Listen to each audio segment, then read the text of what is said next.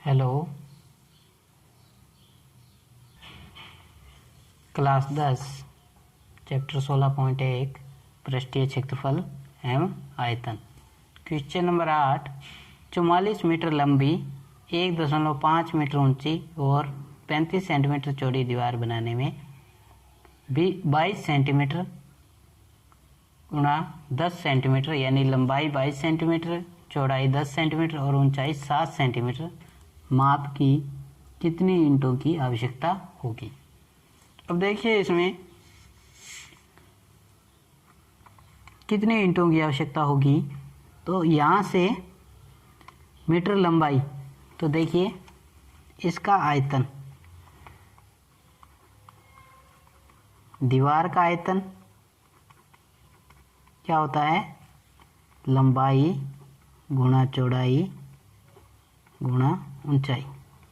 तो गुणा कर दो, गुणा किया तो ये 44 मीटर है, तो 1 मीटर में कितने सेंटीमीटर, 100। तो सेंटीमीटर में कितने हो जाएंगे, 4400 प्लस, अब देखिए 1.5 मीटर को हम कैसे बदलेंगे,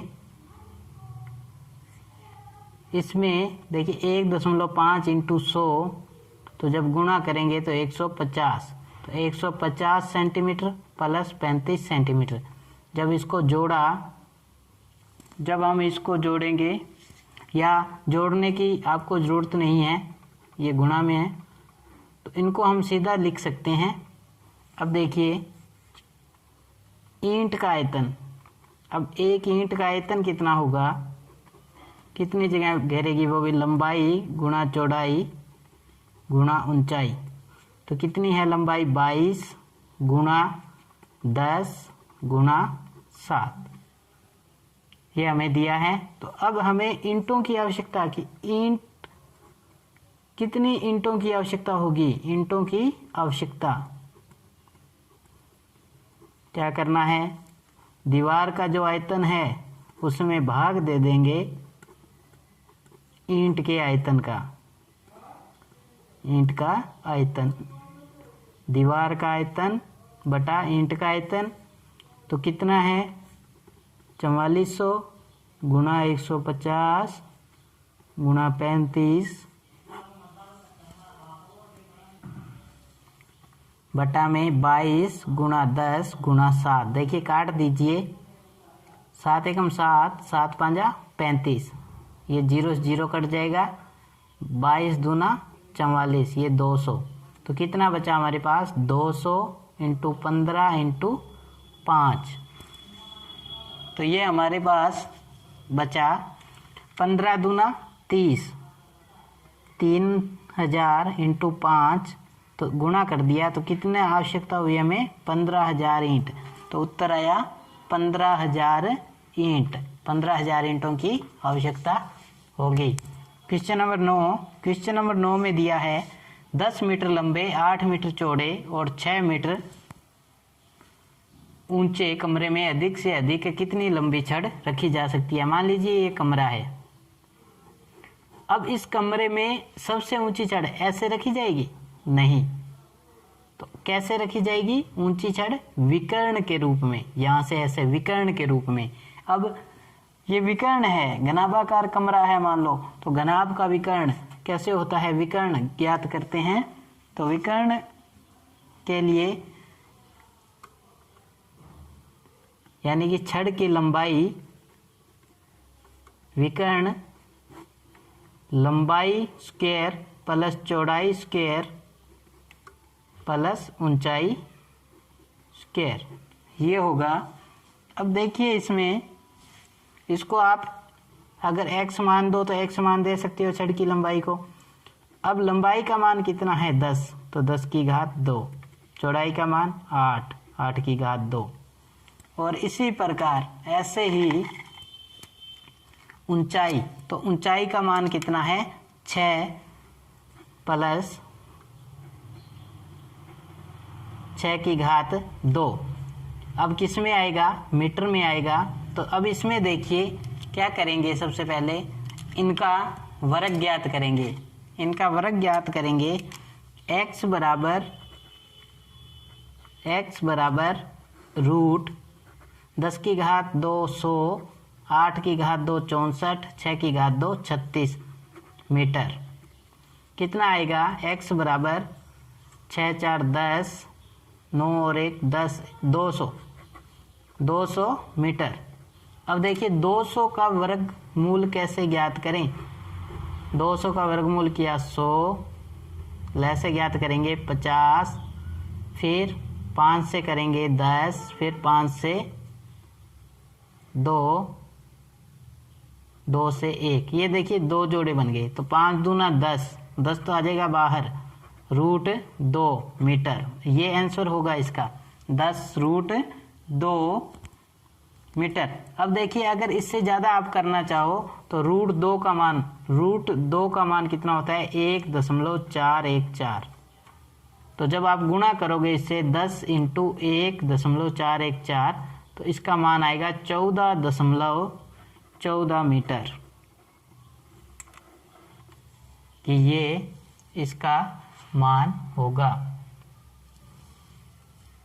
क्वेश्चन नंबर 10 में दिया है एक घन का आयतन 512 घन मीटर है, उसकी भुजा ज्ञात कीजिए। तो घन का आयतन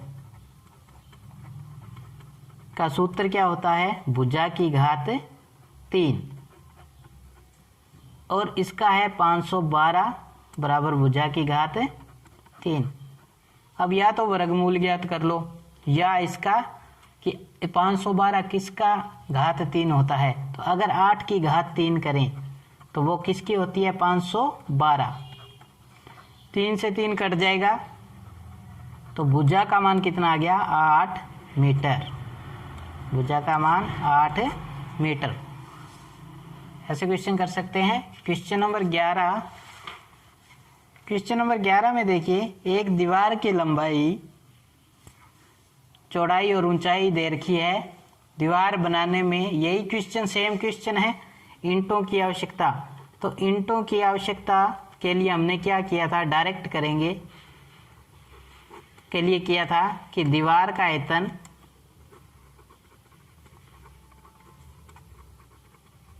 बटा में ईंट का आयतन। अब दीवार का आयतन है तो इसको गुणा में लिखेंगे 5 मीटर, और ये सेंटीमीटर में और मीटर में, तो इनको सबको हम सेंटीमीटर में बदलेंगे।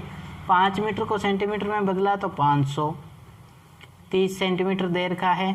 3 मीटर को सेंटीमीटर में बदला तो 300। अब इसमें नाप देखिए, बटा में 20 ईंट का 10 × 7.5। अब क्या करें? ये दशमलव हटाया तो ऊपर 0 लग जाएगी, इससे ये कट जाएगा, और एक 0 से ये 0 कट जाएगी। अब अगर हम, या फिर इसे ऐसे करो, इसको रहने दो, दोनों 0 काट देते हैं, तो 2 एकम 2, 15 दूना 30, क्या बचा हमारे पास? 5 × 15 × 3000 बटा में 75। तो देखिए 15 × 5 = 75, तो ये कट जाएगा। तो कितने ईंटों की आवश्यकता होगी? वो है 3000 ईंटों की आवश्यकता होगी। क्वेश्चन नंबर 12 में दिया है एक घनाभ की लंबाई, चौड़ाई और ऊंचाई का अनुपात। लंबाई अनुपात चौड़ाई अनुपात ऊंचाई, वो दिया है आपको 5:3:2। अब देखिए ये अनुपात दिया है और घनाभ का संपूर्ण पृष्ठीय क्षेत्रफल इतना दिया है, तो कोरों की माप ज्ञात करनी है। ये आपको ये नहीं दिया कि ये लंबाई चौड़ाई ऊंचाई है। तो आप मान लो लंबाई, इसको मान लो 5x, चौड़ाई 3x और ऊंचाई मान लो 2x, क्योंकि ये अनुपात में है। अनुपात में तो कुछ भी हो सकता है, कट के अनुपात में काट कर भी मान आ सकता है, तो इसलिए हमने मान लिया कि ये 5x है, ये 3x है, ये 2x है। तो अब घनाभ का संपूर्ण पृष्ठीय क्षेत्रफल, घनाभ का संपूर्ण पृष्ठीय क्षेत्रफल,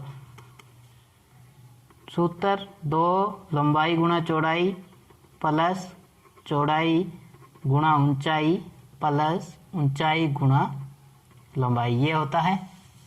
अब देखिए इसमें घनाभ का जो पृष्ठीय क्षेत्रफल दिया है 558 बराबर 2 गुणा लंबाई का मान देखिए 5x इंटू 3x प्लस चौड़ाई का मान 3x ऊंचाई का 2x प्लस ऊंचाई का 2x इंटू लंबाई का 5x ये दिया है। और इधर 558 दिया है, तो हम क्या करें, इस 558 के बटा में 2 ले आएं, इसको ले आएं साथ में, तो ये कितना हो गया 5 या 15 x और x की घात 2, ये हो गया 3 दूना 6 x की घात 2 प्लस ये 10 x की घात 2। जब इसमें भाग देंगे हम तो क्या आएगा, 2 दूना 4, 7 दूना 14, 1 8 9 दूना 18। अब इनको जोड़ेंगे 15 6 21 और 10 31 एक्स स्क्वायर। अब जब हम एक्स स्क्वायर को एक तरफ रखा, ये जब दूसरी तरफ जाएगा 31 तो किस में जाएगा, भाग में, तो 279 बटा में 31। तो यहाँ से एक्स स्क्वायर का मान कितना आया 9 और एक्स का मान कितना आएगा 3, क्योंकि एक्स की घात 2 9 है तो 3 तिया 9, तो एक्स के मान कितना आ जाएगा 3। ऐसे कर सकते हैं एक्स की स्क्वायर बराबर 3 की स्क्वायर, स्क्वायर से स्क्वायर कट गया तो एक्स का मान कितना आया तो 3।